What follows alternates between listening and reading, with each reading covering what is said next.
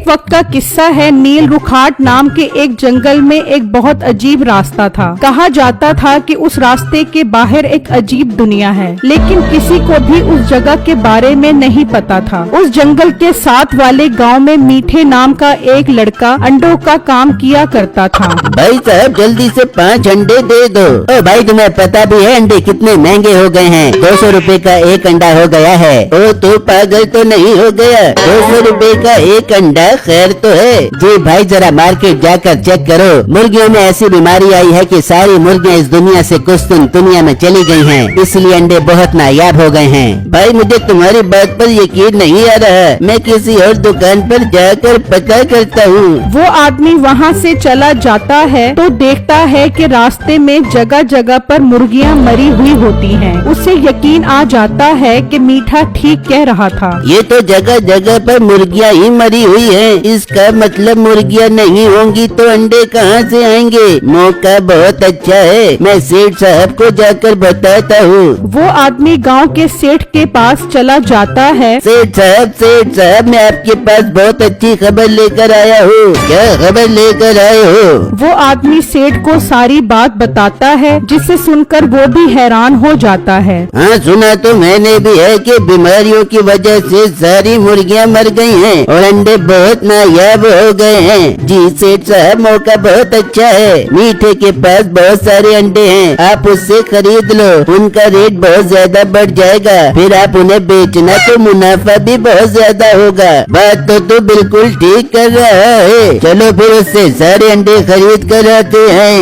वो सेठ अपने मुलाजमों के साथ मीठे की दुकान पर पहुंच जाता है और उससे अंडे खरीदने का कहता है। सेठ साहब बड़ी माजरत के साथ अब मैं इन अंडों को नहीं बेच सकता, क्योंकि अंडों की कीमत दिनों में नहीं बल्कि घंटों के हिसाब से बढ़ रही है, इसलिए मैं ये अंडे नहीं बेचूंगा, बल्कि जब एक अंडे की कीमत 1 लाख रुपए होगी तब बेचूंगा। ये सुनते ही सेठ की लालच बहुत बढ़ जाती है। कैसे नहीं बेचेगा तू अंडे? मैं गांव का सेठ हूँ, पहले तो मैं तुझसे पैसों के अंडे खरीद रहा था, लेकिन अब मैं पैसों के नहीं बल्कि सारे अंडे फ्री में लेकर जाऊंगा।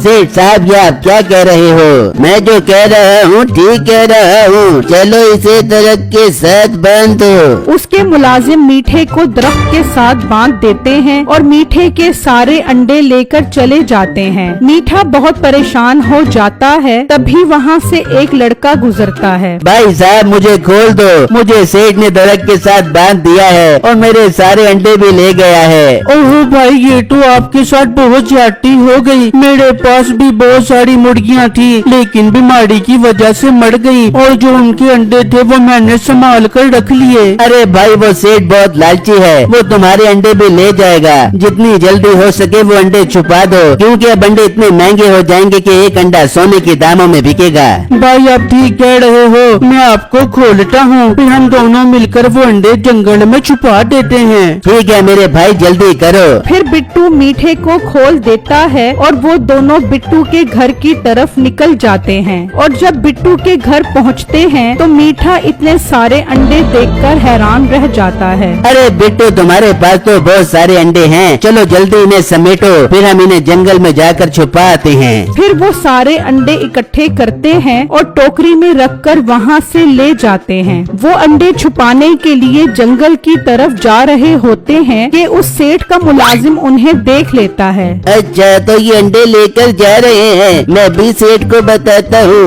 वो सेठ के पास जाता है और उसे बताता है कि उसने मीठे और बिट्टू को अंडे ले जाते हुए देखा है। ओ कमकल वो अंडे लेकर कहाँ जा रहे थे? सेठ साहब ये तो मैंने देखा नहीं, अकल नहीं है तेरे अंदर, पता नहीं वो अंडे कहाँ लेकर गए होंगे। चलो कोई बात नहीं, वो गुजरेंगे तो उसी रास्ते से ही ना, हम वहाँ चलकर खड़े होते हैं। फिर वो सब उसी रास्ते पर आकर खड़े हो जाते हैं। वहाँ मीठा और बिट्टू उस जंगल में पहुँच जाते हैं और खुदाई करके सारे अंडे वहाँ छुपा देते हैं। बिट्टू की नजर उस रास्ते पर पड़ती है, लेकिन वो नजरअंदाज कर देता है। वो अंडे वहाँ छुपा कर चले जाते हैं और जब वो वहाँ पहुँचते हैं तो सेठ अपने साथियों के साथ वहाँ पर खड़ा होता है। आओ आओ मैं तुम्हारा ही इंतजार कर रहा था, कहाँ छुपा कर आए हो वो अंडे, जल्दी बताओ। सेठ साहब वो अंडे मेरा कुल सरमाया है, मेरी सारी मुर्गियां मर गई। अब मेरे पास उन अंडों के अलावा और कुछ नहीं है। अपना मुंह बंद कर और बता अंडे कहाँ है। मुलाजिमों इन दोनों को बांध दो। उसके मुलाजिम उन दोनों को बांध देते हैं। मीठा बहुत डर जाता है। सेठ साहब मैं आपको बताता हूँ वो अंडे हमने कहाँ छुपाए हैं, पहले मुझे खोलो। मीठे भाई ऐसा मत करो, इन्हें उन अंडों के बारे में मत बताना वरना ये सारे अंडे ले जाएंगे। बेटू अगर मैंने अंडों का ना बताया तो ये मुझे ले जाएंगे और डंडे मार मार के मेरा पिछवाड़ा लाल कर देंगे। मैं इन्हें बता रहा हूँ। मीठा उन्हें बता देता है कि वो अंडे कहाँ छुपा कर आए हैं। सेठ अपने मुलाजमों को वो अंडे निकलवाने के लिए कहता है। सेठ साहब अब तो मैंने बता दिया है, अब तो मुझे खोलो।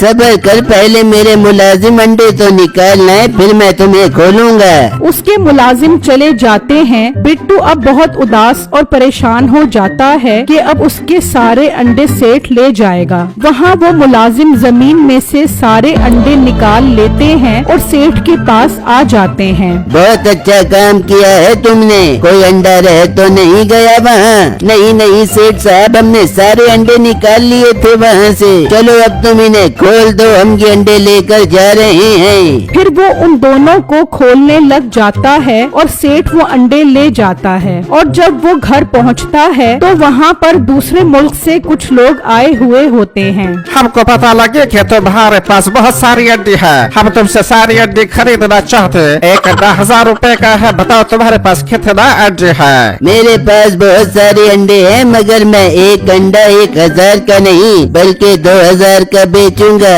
2000 ये तो बहुत ज्यादा कीमत है। चलो मैं मशवरा करते फिर तुम्हें कल आकर बताती है। वो वहाँ से चला जाता है और सेठ बहुत खुश होता है कि अब तो वो करोड़पति बन जाएगा। वहाँ बिट्टू उदास होकर उसी जंगल में आ जाता है। इन जालिमों ने तो यहाँ एक अंडा भी नहीं छोड़ा। एक अंडा भी होता तो मैं उसे बेचकर खाने पीने के लिए कुछ खरीद लेता। ऐसी जिंदगी से तो बेहतर है मैं खुदकुशी कर लूं। बिट्टू उस रास्ते की तरफ बढ़ता है और उसके अंदर चला जाता है तो वहाँ पर एक तालाब होता है। यार ये तो बहुत अजीब जगह है, इस सूखे जंगल में तालाब भी है। हो सकता है इसमें मछली हो, मैं इसे पकड़कर पकाकर खाऊंगा, कम से कम मेरा पेट तो बढ़ जाएगा। वो वहाँ से एक पत्थर उठाता है और उस तालाब में फेंक देता है तो अचानक वहाँ उस पत्थर की खेती उग आती है। बिट्टू ये मंजर देखकर हैरान रह जाता है। अरे ये तो गजब हो गया, ये तो जादुई जगह है। मैंने पत्थर फेंका तो पत्थर की खेती उगाई। अगर मैं इसमें अंडा फेंकूं तो हो सकता है अंडे की खेती उग आए। मैं सेठ के पास जाता हूँ और उससे एक अंडा लेता हूँ। वो वहाँ से चलता है और सेठ के पास आ जाता है। सेठ साहब आपने मेरे सारे अंडे ले लिए, मेहरबानी करें मुझे सिर्फ एक अंडा ही दे दें। एक अंडा 5000 रुपए का है, खरीदना है तो बता। सेठ साहब मेरे पास तो 1 रुपया भी नहीं है, तो 5000 रुपए कहाँ से लाऊं? तो फिर दफा हो जाओ और दोबारा अपनी शक्ल मत दिखाना।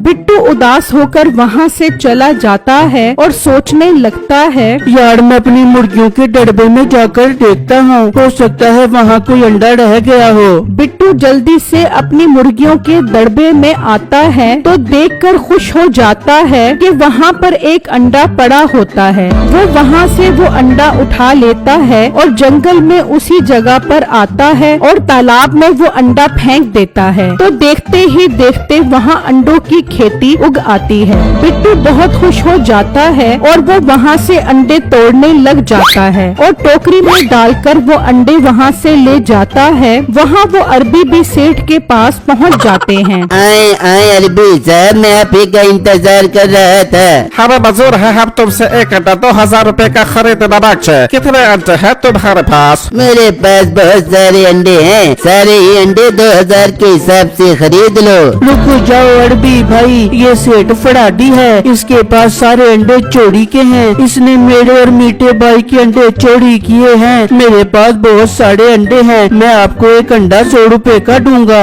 बेटू तुम्हारे पास इतने अंडे कहाँ से आ गए? मेरे पास इतने सारे अंडे हैं कि सारी जिंदगी खत्म नहीं होंगे। अरबी भाई मैं एक शर्त पे आपको अंडे बेचूंगा, पहले सेठ को पुलिस के हवाले करो। ये कोई मसला नहीं है, इस चोर को तो इसकी सजा में लगे। मैं अभी पुलिस को बुलाना बाकी है। ये सुनते ही उसके मुलाजिम वहाँ से भाग जाते हैं और सेठ अकेला रह जाता है। बिट्टू मुझे पुलिस के हवाले मत करो, मैं तुम्हारे सारे अंडे वापस कर देता हूँ। अपना मुंह बंद कर, मुझे 2000 रुपए का चोरी का अंडा बेचती, तेरी तो खैर नहीं। उस सेठ को उसके किए की सजा मिल जाती है और बिट्टू उस अरबी के साथ अंडों का कॉन्ट्रैक्ट कर लेता है और ट्रक भरकर अंडे बेचता है।